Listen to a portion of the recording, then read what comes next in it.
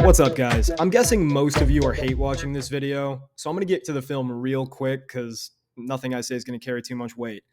But my evaluation of Week 16 against the Jets for Sam Howell is that if he was benched for his performance, that's nuts. And it proves a lot of what we suspected about Ron Rivera in the first place.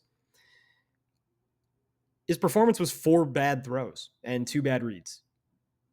Yeah, 22 passes, 6 completions, only 4 were inaccurate. 5 were drops, one of which was called back for a holding penalty, so 4 on the stat line. 4 were throwaways, 2 of which I thought were ill-advised, but not terrible. And then 2 of which he was throwing while being hit. I still grade those as bad throws because I would like to see a starting quarterback either maneuver the pocket in such a way that they're not being hit while they throw, or getting the ball out quicker so that it never becomes a problem. I think that in both cases, Sam Howell could have gotten rid of the ball if he had been quicker thinking or a little bit more, shall we say, ballsy. That being said, I totally would bench Sam Howell. If I was the coach of the Commanders right now, I'm putting Sam Howell on the bench. Not because I don't think he's good. I think he's very good. But because the offensive line is a disaster. The receivers don't get open. When they do get open, they don't catch. And clearly it's frustrating him and getting to his head. There is nothing to gain by putting my young quarterback through this kind of BS. Instead, let him sit. Let Jacoby Brissett go out and prove to everybody that he is indeed a backup quarterback and get to next year. And frankly, unless I can get Drake May, I'm probably sticking with Sam Howell. It's early in my draft evals, but Howell's been a good NFL quarterback this year, and that's pretty rare. Now we get to the film. I'll show you the charts again at the end. First ball goes off the receiver's face, routine. Second throw, rolling left, defender in his face, about to hit him, throws a strike. Routine throw, 2+ pocket movements. One for rolling left and throwing, another for throwing while being hit. This is Logan Thomas. He's supposed to be a good tight end. Ball hits him in the face mask. That's not on Howell. That's a good play. It's 2nd and 10. That would have been a 4 or 5 yard gain. Watch this. Howell even places the ball perfectly. Right here, if Howell leads him upfield, he's going to get cut in half by that defensive back. Instead, Howell puts it right on the body so that he can stop and get upfield, splitting these 2 defenders. If he breaks half a tackle, if he breaks one slipping arm tackle, it's probably gone. But instead, the ball goes off of his face. Disgusting. Now here, watch Jahan Dotson at the top of your screen. This guy right here. Slip. And that ball would have been 20 yards downfield from a relatively clean pocket. Would have been a great throw. You can't see it as well from the tight copy, but this is obviously an accurate throw that the receiver fucks up by falling on. See him fall? The ball's already in the air when he falls. There's nothing Howell can do. There's also no other open receiver on that play. Speaking of no open receiver, here's the top of Sam Howell's drop. It's a 5-step drop, so he's supposed to be able to bounce at that last drop and wait for somebody to get open. Now look at your receivers. Are any of them even remotely close to starting to get open? No amount of anticipation is going to see these guys get open because they don't. As you can see, by the time Sam Howell is hit, nobody is open. The only option is to throw 30 yards downfield on a dime to Terry McLaurin, like right about here at that 50. And that's not feasible when you're being crushed by multiple defensive linemen. No fault sack. So, first drive, we've got a routine ball off the hands, no catch. A routine ball off the face, dropped, interception. We've got a great throw, receiver falls, no catch. And we've got a sack in which nobody was open and Howell didn't even get to the top of his drop before he got hit the first time. Then he breaks that tackle, gets hit a second time, and he breaks that tackle and finally gets hit a third time. That's fucking ridiculous. That's not NFL football. I've never seen such incompetence in so many facets of the game. Here, top of the drop. Where's Sam Howell going? You could hit this tight end right here, but watch why he doesn't. Because he falls. And Howell's saying, I've already been burnt by that today. I'm not throwing to a guy who's falling. So as Howell goes to throw, tight end falls, no longer sees that as an option. So while he's bailing, the tight end gets recovered. There's nowhere to go with the ball. He throws it away. A lot of people are really mad about this throwaway. Let's watch it again. There's where the tight end falls as Howell's about to get rid of the ball. Now, yes, Howell did have time in the pocket. No, nobody got open. Anyway, it didn't really matter. It's a throwaway. It's not the best throwaway. It's unfortunate to see that Sam Howell's getting skittish, and frankly, this is why I support benching him for the last game or two of the season.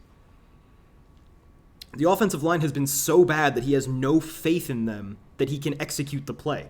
If the first read's not there, he's fucked. Or at least that's how his head is working at this time. So Wiley, for the first time in his life, actually makes a good block, sealing the edge on 47. And Howell is panicking. Next play. Remember how Wiley made a pretty good block on the prior play? Here, less so. Notice that, once again, you've got a left guard who just doesn't understand what he's supposed to be doing, so you've got a lineman doing nothing. That's a common occurrence for the Commanders. Nobody's open on this play, so Howell has to bail out. He's bailing, there's nothing to do. He's bailing, there's nobody open. He just has to throw while being hit. So there's an incompletion that's really a throwaway. There's a routine throw. Plenty of time in the pocket. This is nice. Gets rid of the ball to his only open receiver. And again, this is sad. The Commanders' receivers just fell off a cliff this year after a few years of being really good. Right? Clean pocket, top of the drop. Who's open? Nobody's open. In fact, the one guy who has a little separation is doubled at the bottom of your screen. I believe that's Terry McLaurin. So the only option is to throw to one of your flats, the tight end or the running back. Take your pick. Doesn't really matter which. He chooses his tight end. He's open. Sam Howell hits him with a pass. It goes off his hands. That's a routine throw. It hit him in the fucking hands. What do you want the kid to do? So far, he has no inaccurate passes, yet he's only completed like 3 passes. There's the ball. That's got to be a catch.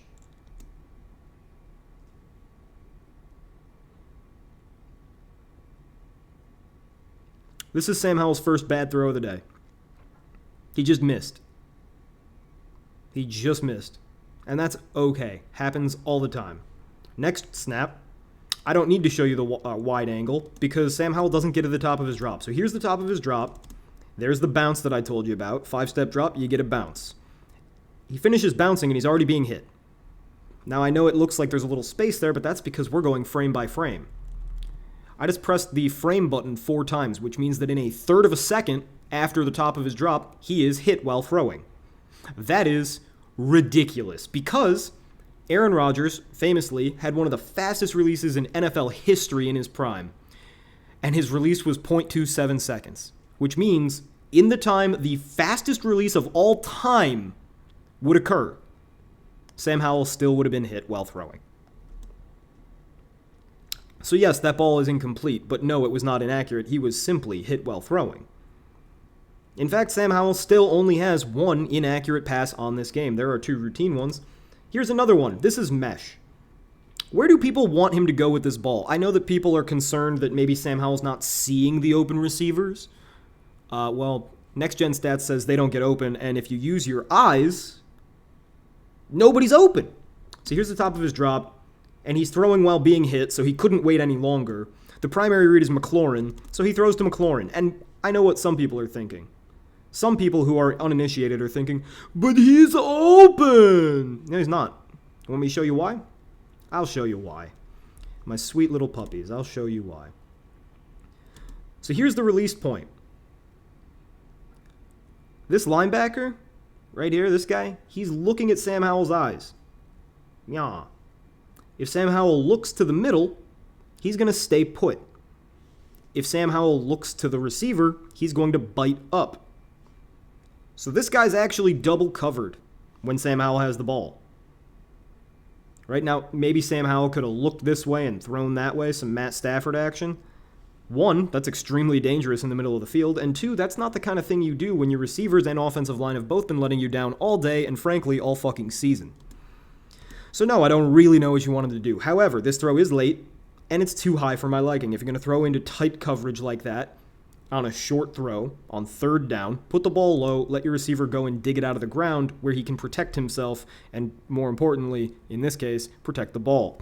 Howell puts it too high up, which gives the defender way too easy of access to slapping the hands or slapping the ball.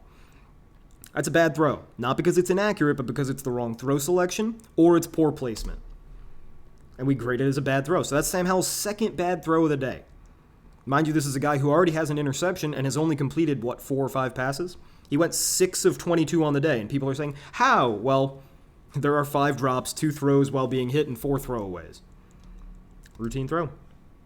When you give Sam Howell an open receiver and a little time in the pocket, he makes good throws.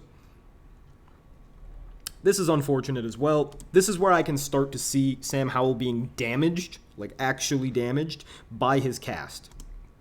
Top of the drop, your receiver's open, right? Which receiver? This receiver. He's open, so hit him.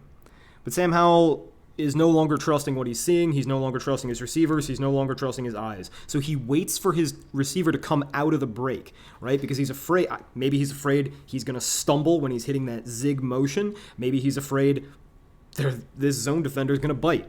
Regardless, Howell waits too long, and this is a bad read. This is poor processing by Howell. Now, again, he has one open receiver. Everybody else is blanket covered. But Howell does a good job with his feet plus pocket movements of getting out of the play. Now, he throws the ball away, and you wish he would have just thrown in rhythm. But he's been throwing in rhythm all fucking day, and they've been dropped or no gain. So I understand, and this is the problem. This is why I endorse benching him. All you're doing is hurting his ability to play quarterback because you're ruining his confidence and ruining his rhythm. The only football that's worse than no football is bad football, and that is why I don't watch college football too often. Here, another throw while being hit. It hits the receiver in the hands. It's a contested catch, but goddamn it, you got to make one of them. No time in the pocket. Bails to his right. Now, why is he bailing to his right when there's so much room to his left, right? You got Huff over here. You would think you'd want to bail to the left. However, 1, always harder to throw while bailing to the left. And 2, just as importantly, this is a receiver breaking to Sam's right. This is a receiver breaking to Sam's right. This is a receiver who's going to be covered anyway. This is a receiver who's doubled anyway. And this is a receiver who's covered. So, I actually support his decision to roll to the right instead of the left. And while rolling, he makes an inaccurate throw. It's a plus pocket movement. He's throwing while in the air, but he does miss. So that's 3 inaccurate throws on the day.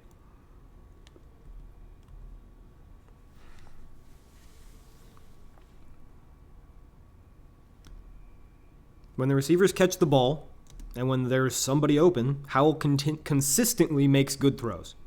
Routine throws, accurate throws. Here, what's he supposed to do? Now, I know what some of you are thinking. You're thinking, well, he's in the air. Pull the ball down like a genius, like Lamar Jackson, and run. Or run around him and then make the throw. Well, here's the issue, is you're probably not noticing him, who is also a free rusher. So if you pull the ball down, he's going to key on you. You're also probably not recognizing the fact that Sam Howell has been creamed all day and all season and is probably setting a record for most times hit by the defensive line. So, no, he's not going to try to make a play. He's just going to throw the ball, plus pocket movement, and it gets batted. Oh, no. Not inaccurate, just no chance. And some of you may be thinking, but, Sam Howell's about 6 foot, 6'1". Maybe that's the problem. If he's 5 inches taller, that ball still doesn't clear the leaping, outstretched defensive back.